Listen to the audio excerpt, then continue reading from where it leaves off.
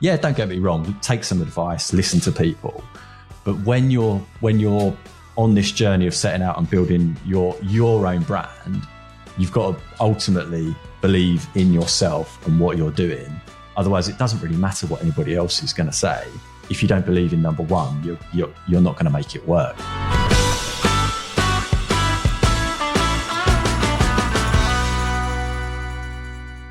Okay, and welcome to another spotlight session on the Content in Business podcast. Today we have Phil Hall, who's co-founder of Residential Living Recruitment, who harnessed 45 years of experience in the property industry to power the next generation of residential living workforce. That sounds pretty epic, but here we have. Thank you for taking the time to join us, Phil. No, thanks for having me, Rob. Thanks for having me. Really good to have you. Okay, so I guess first and foremost, if you could just tell us a bit more about the business, it sounds really exciting. Yeah, Residential Living Recruitment is a small boutique recruitment agency that has only been trading for just coming up to a year. And the former, so myself and my business partner, Matt, we set the business up, just kind of with 20 years of recruitment experience each, kind of looking at things a little bit differently. What did we want to bring to the market? What did we want to do differently? And if you look at our website, the key theme for us is trust. And that kind of trickles down through the whole organization, from the people that work for us, how we interact with one another, kind of how we work as an organization. So we don't have fixed hours as employees. We're not a 9-to-5 organization. People can work whenever and wherever they want to a degree. And we focus on the residential living space. So kind of when Matt and I were coming up with the name of the business, kind of my term was RONSIL. Let's just say what it does. Hence Residential Living Recruitment, or RLR for short. Yeah.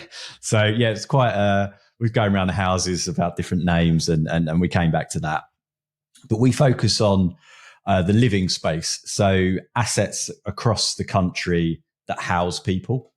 And there's, broadly speaking, 3 key areas for us, which is purpose-built student accommodation, and then build to rent space, which is homes and flats across the UK that are built for the sole purpose of renting, and people can't buy them. It's a huge space that's up and coming across the country. And then the traditional leasehold market, which is where people would buy a home and live in it. So we actually put the people that do 2 things. One, look after the actual building itself. So that would typically be like facilities managers, maintenance operatives. And then the other part is the individuals that look after the people actually that live within those buildings. So community managers, resident services, customer services, front desk, lettings and leasing individuals. And that's kind of our core. So we're very bespoke in what we do. And yeah, that's it in a nutshell. No, sounds good. And you said you've been... Does that make sense, or did I waffle on? No, absolutely. That's really clear. Like your name. Got it straight out. I guess you say you're coming up to a year, you said. So technically we started in March. So yeah, just under 11, what's that, 10 and a half months we've been trading. So yeah. It's still very early days in our journey. But it's been a very exciting roller coaster, shall we say, those first 10 and a half months, as I'm sure you can appreciate, Rob. Yeah, absolutely. So from the outside in, it's amazing that it's only been that long, because I can see a lot of what you do on LinkedIn and your team's grown a lot in that time. So so you're coming up to a year. Has it been what you expected from sort of setup to now, or has it been different to how you first anticipated? It has in some parts. I think so. In the 20 years that I've been involved in recruitment, 18 of that was with a established public sector brand that I learned a hell of a lot through those years. You know, when I came out as a graduate, and my first proper job really, and then moved my way up to a fairly senior position within that organisation. And I think I thought I knew what to do, and I thought I had all the skills and capabilities to set up a company and move it forwards. And I think the reality is very different. Yes, you can look at a P&L and work out, if you're going to make money or not. But a P&L is effectively a forecast, isn't it? And you don't, after you only update that month actual once that month has finished. Yeah, absolutely. So you put all these things together, you put all these grand plans together is my point. And what's particularly when you set up a brand new organization, the reality of what happens over those first 12 months particularly is very different. So I think that kind of like the CRM that we use, the setting up the website, the branding, which I'm sure we'll talk a little bit more about, the marketing side of things. That was kind of fairly straightforward and structured, and went according to plan. Things took a little bit longer, as I guess they always do. But actually forecasting the performance of the business was a little more challenging because, I set out at the beginning kind of thinking, in 6 months, I'll either be continuing to do this or I'll be going back into employment where I'll have a salary.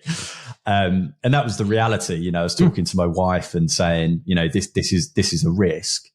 And you put the numbers together and you're right. Okay, if everything goes to plan, hopefully we'll come out with X. But you've really, it's the biggest learn for me is actually just allowing yourself to take that risk and embracing it and knowing that some things are going to go well and some things are not going to go as well. Yeah. And that's okay. And 9 times out of 10, you can get over the hurdles and move it forwards. I think with anything, often if the risk again isn't scary enough or the goals aren't lofty enough, it's not a big enough dream. And you clearly put something in there that sounded, this is a push, but we're going to work hard together. Yeah.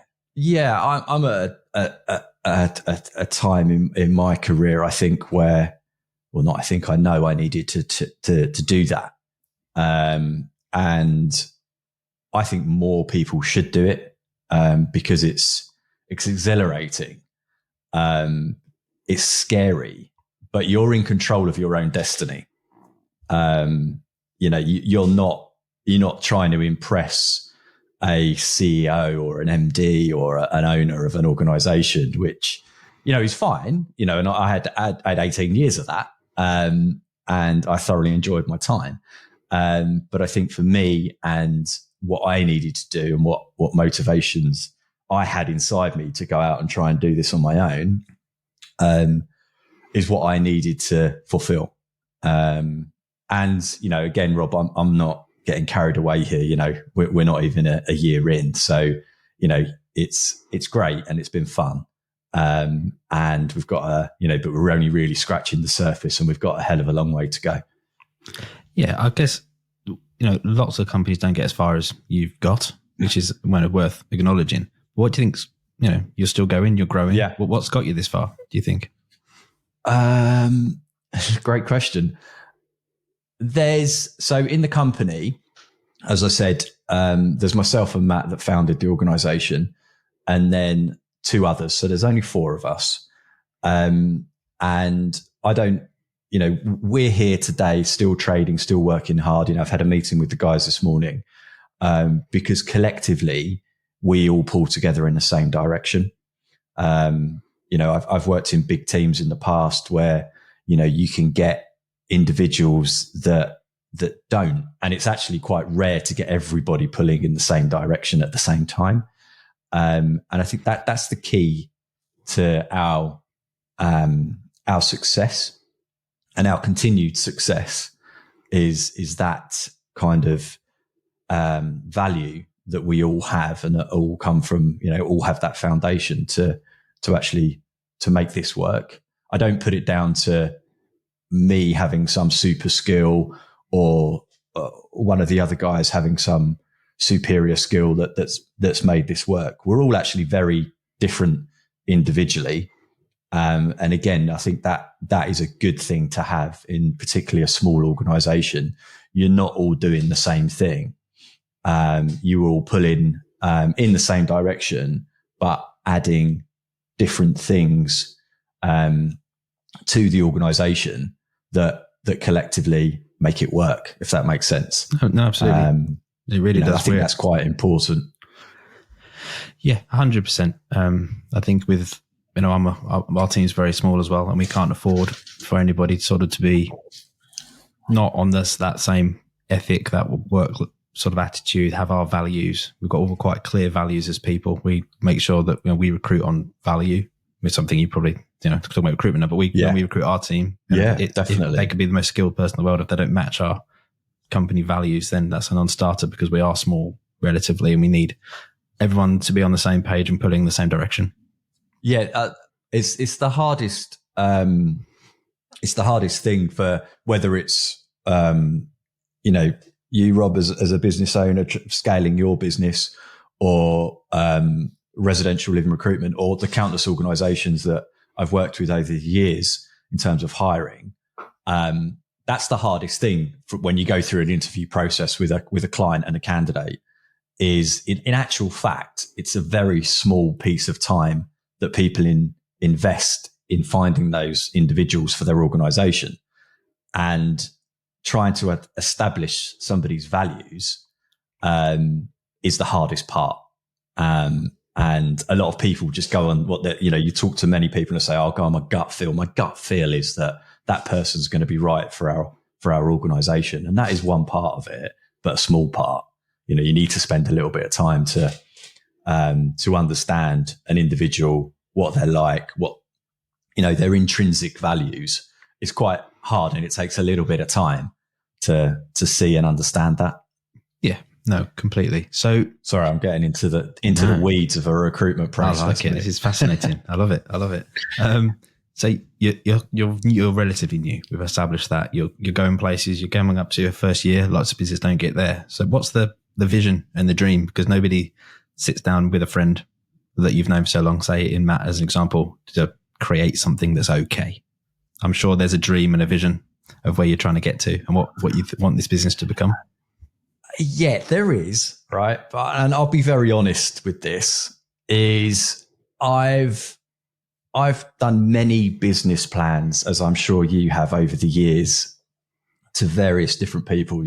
Phil, let's put together a 12-month, a 36-month and a 5-year business plan. Where's it going to be in 5 years? And I can honestly say, Rob, 99% of the time, those haven't come to fruition for various different reasons. And things always take a slightly different path when you're talking about those timescales. Now, it is important to have a vision and what you want to, what you're going to go out and achieve. But I think it's baby steps for us and not getting carried away. I'm not going to sit here and say to you, I want a 50-man recruitment business, man or woman recruitment business, to kind of take to market and sell in 5 years' time. That's kind of finger in the air job. I think our vision is to deliver a quality service in what we set out to do every single day. And again, I'm not speaking ill of any other recruitment agencies out there, but I think there is an opinion of recruiters in general that is not fantastic, and not driven by a quality service. So first and foremost, we have to deliver that. And that's what we do. we work with a handful of clients. We don't work with anywhere near every single operator in our small sector that we operate in.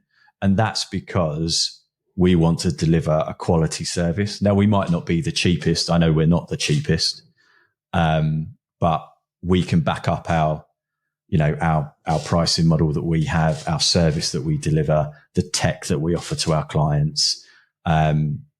And that's the most important thing to me. So there's some other things that we want to achieve in the not too distant future. There could be other brands that operate in slightly different sectors that may or may not come to fruition. But I think at the moment, I've learned over the years to just try and keep it simple and not get carried away with saying, we want to get to X million, X people, X valuation and all that type of jazz. That's great. But I think you got to take your time. You've got to build your foundation well and not get carried away. And it's baby steps.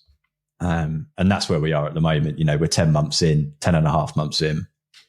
And I think, we've had, a better first year's trading than what we originally planned, which is great.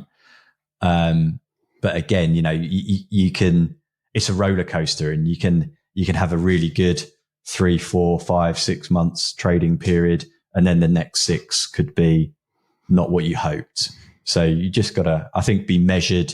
And that's what we're doing at the moment. It's just taking our time and not rushing it, and see where we end up, Rob. It's good. A key thing for us is that our flexible work and everything like that, that one of the things we haven't got is an office at the moment, and we're quite proud of that, I guess, is one way of saying it, is that, but again, it kind of emphasizes where we are, in our journey. And maybe we might be one of these organizations that never has an office, and I'm still sitting here in my office come playroom in 3 to 4 years time. Who knows? But yeah, that's kind of the reality of the situation. So yeah, I think it's interesting. I speak to quite a lot of business owners, and obviously I've set up a business myself, and I completely understand your mindset in terms of it's about doing the job and doing it well, keeping it simple. But I often find, and by all means, disagree if you do that, I think people start, and I've set up businesses that have grown and then they've ended up not being here anymore. I think when people have a vision and a dream, when it gets hard, and it is hard, business is hard, it's quite easy to think that maybe isn't achievable. And I've been guilty of that. I think most people I speak to had a vision when they started, and running a business is difficult, and you think, I'm not sure I'm going to get there. And I can definitely tell from how you speak, there's no element of settling. It's about doing the job really well and building a foundation. But I think, I think when it's with, and you're way ahead of, even you talked about, a P&L in the first year. I registered a brand and off I went without a P&L, and I didn't, you just sort of just start. So you're clearly, that foundation, I can tell, is why you've got to where you've got, because you've had that foundation in place. You've had a plan. You know where you're trying to get to, and you're going to do it in a way that's measured, and not. You can often push to grow too quickly sometimes and negate what you're all about. In your place, that's quality and trust, which you could lose if you were going at too much of a pace. So I think you've got the absolutely perfect, mindset going into your second year almost. Yeah. It's a good point, and we were to be completely honest with how we set up the organisation. We didn't go and seek any external funding sources. We set this up based on our own money. What was in the relatively low reserves, if for want of a better term. And there was a lot of sacrifice, particularly in those first 3 to 6 months.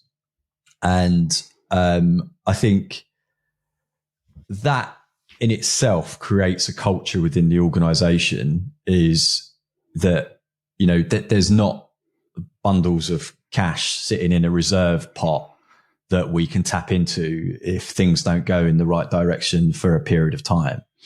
This is all organic. This is all personally funded.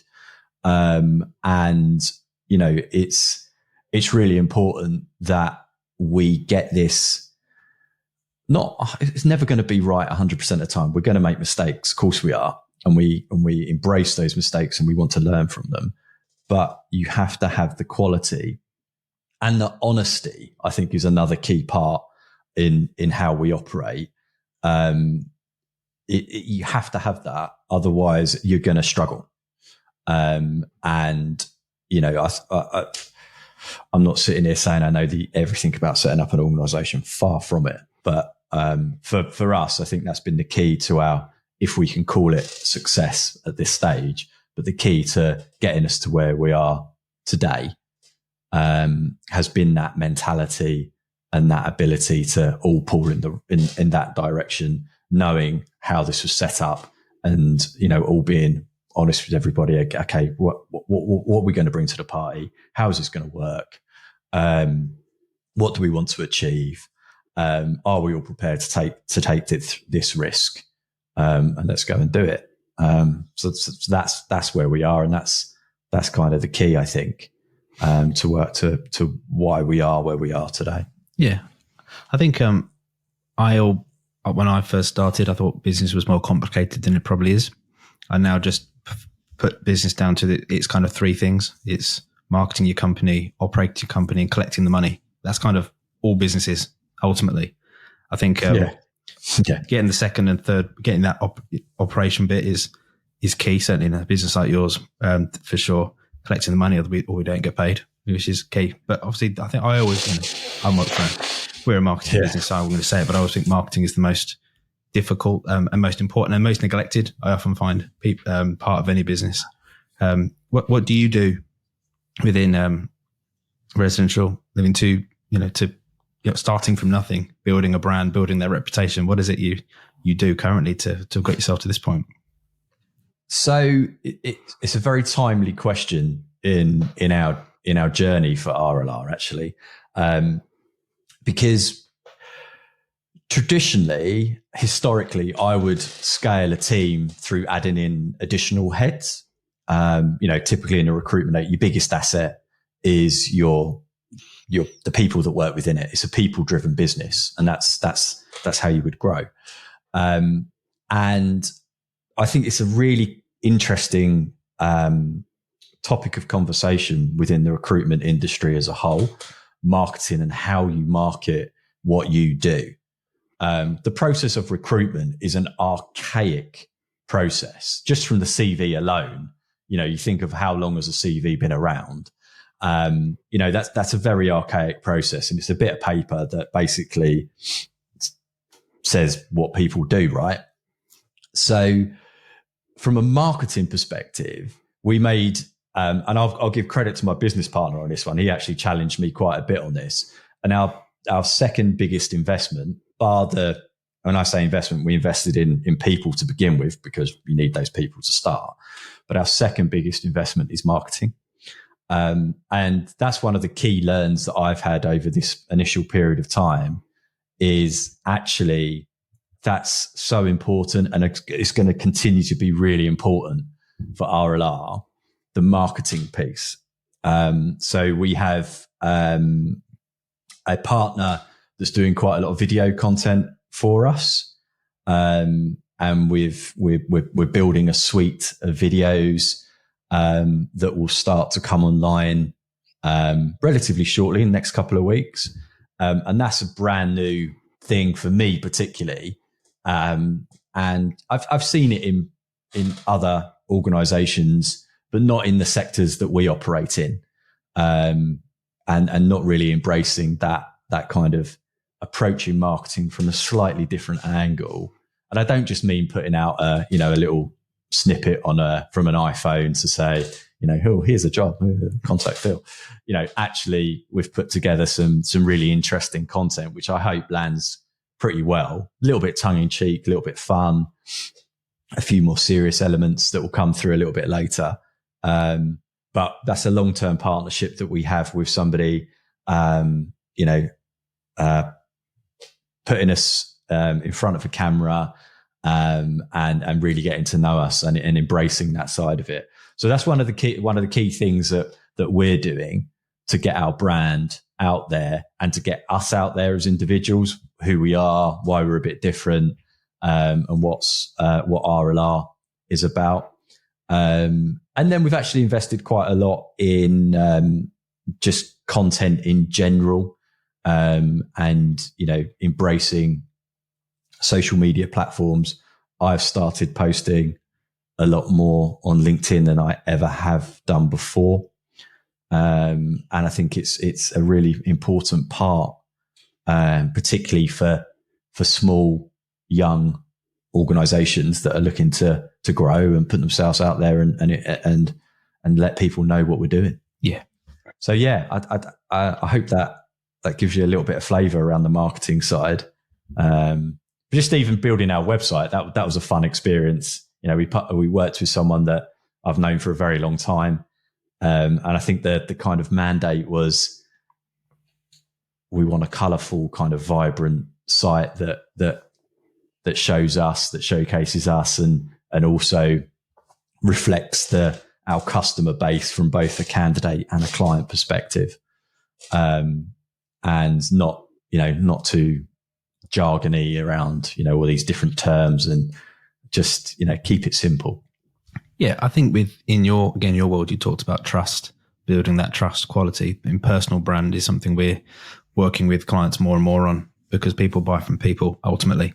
So as people, key figures in your business, they can glean from you and your personal brand what the business stands for and what sort of how they will be treated and acknowledged within your company. So no, I think you're taking all the right steps, because it's refreshing to hear a company early on in their journey, when, as you said, there isn't a huge reserve, but you're doing the right things to make sure people know who you are, where to find you. You would be amazed at how many people I speak to, and you ask what they're doing in terms of marketing, and there's a shrug of shoulders, and they wonder why they're not, somewhere on their journey. It's a bit like opening I always lots of businesses are based online now, which is the future. There's often a bit like an analogy of someone opening a bakery and just putting a sandwich board outside the shop and just expecting people to come flooding in. Most people don't even put the sandwich board out. They just start and just wait. But you're proactively building a brand, telling people where you are. No, fantastic. You're absolutely on that journey. It's exciting. I suppose one closing question I have for you now, Phil. This is, I think, really useful for people. Is with your experience, to this point, you're not just in, I need to get the acronym right. What do you call it? RLR. I can't keep saying. I'm going to RLR. I'll use your terminology. Residential Living Recruitment. It's a bit lengthy. I like it. What's the one piece of advice you'd give to another business owner, leader, whatever, from all your experience to date?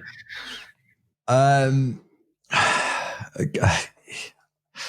could waffle on for ages about this. I think if I was to say one thing to people setting out or thinking about doing something similar to what I've done, over the past 12 months, is to believe in yourself and to kind of really make sure that you try and take all the noise around you away, because so many people, whether it's online, whether it's, LinkedIn content, whether it's friends and family, whether it's ex-colleagues, ex-bosses, everybody has an opinion, and everybody wants to tell you something about how to do something that perhaps they've done a certain way whenever over their careers.